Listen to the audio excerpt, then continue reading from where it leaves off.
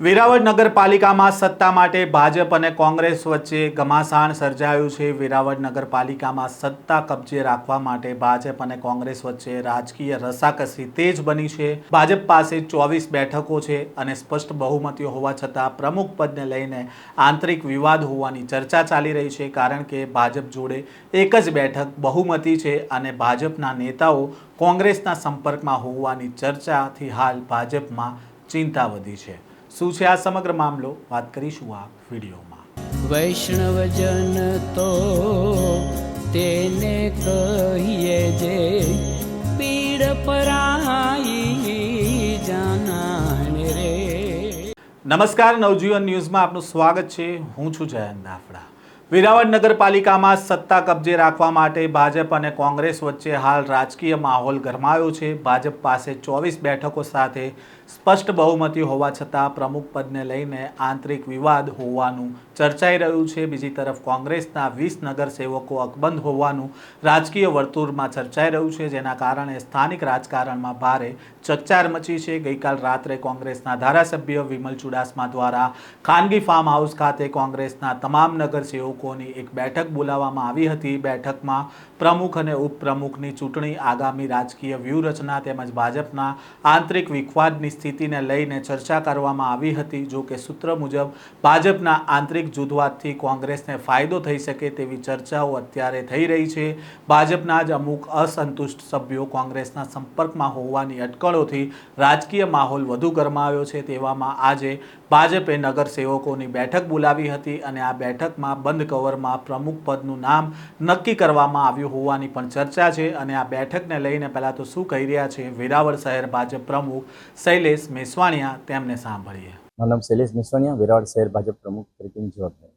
શૈલેષભાઈ, શું કહેશો, આજે કયા લોકોની બેઠક છે, બેઠકનો ઉદ્દેશ શું છે? આજે આવતીકાલે વેરાવળ નગરપાલિકાના પ્રમુખ પદની વરણી થવાની હોય તે અનુસંધાને આજે અમારા નગરસેવકો જે 24 જીત્યા છે તેમની સાથે એક પરિચય બેઠક રાખી છે, જેથી કરીને એકબીજાનો પરિચય થઈ જાય અને સાથે સાથે એકબીજાની સાથે વાત કરીને આપણે આગામી સમયમાં શું કામ કરવા છે, કેવી રીતના કરવા છે, એના માટેનો એક પરિચય બેઠક એક ઔપચારિક રીતે રાખેલી છે। પાર્લામેન્ટરી બોર્ડમાં નામ નક્કી થઈ ગયું? પાર્લામેન્ટરી બોર્ડમાં ચોક્કસથી નામ નક્કી થઈ ગયા હશે, પણ એ આવતીકાલે જાહેરાત કરવામાં। શા માટે શૈલેષભાઈ એવું માનો છો કે છેલ્લી ઘડીએ જ પ્રમુખનું નામ જાહેર કરવું પડે?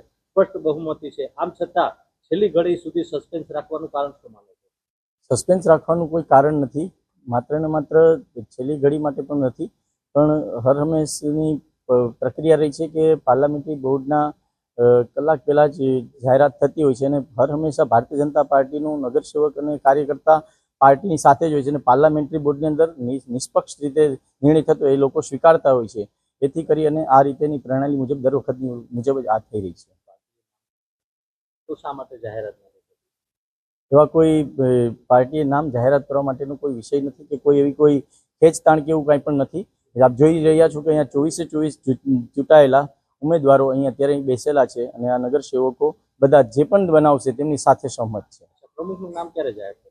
પ્રમુખનું નામ આવતીકાલે જ્યાં બોર્ડની અંદર જાહેર કરવામાં આવશે। બેઠકમાં જ જાહેર કરવામાં? હાજી। અચ્છા, કોઈ અસંતોષ અથવા કોઈ નારાજગી એવું ખરું? ના, કોઈ પણ જાતની નારાજગી નથી। વેરાવળ નગરપાલિકાની 44 બેઠકમાંથી બહુમતી માટે 23 બેઠકો જરૂરી છે, જ્યારે ભાજપ પાસે 24 બેઠકો હોવાથી એક જ બેઠકની સરસાઈ છે। કોંગ્રેસ આ વખતે ઘટતમ કરતાં 2 બેઠકો વધારે સાથે 20 બેઠકો હાંસલ કરી હતી અને વધુ મજબૂત જોવા મળી છે।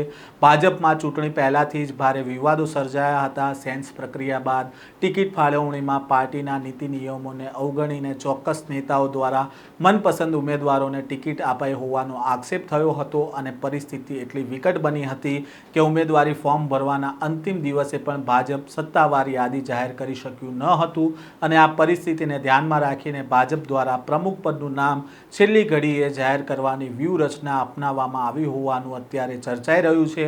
હાલ ભાજપમાં ચાલી રહેલા આંતરિક ઘમાસાણ અને કોંગ્રેસના અકબંધ નગરસેવકો અને બંને પક્ષોની રાજકીય ગતિવિધિઓને લઈને વેરાવળના રાજકારણમાં અત્યારે ભારે ચકચાર મચી છે। હવે 19મી તારીખે યોજાનારી પ્રમુખ પદની મહત્વપૂર્ણ બેઠક પર અત્યારે સૌ કોઈની નજર છે અને જે નગરપાલિકામાં છે તે કોનો કબજો આવે છે તેને લઈને પણ અત્યારે રસાકસી હોવાનું માનવામાં આવી રહ્યું છે।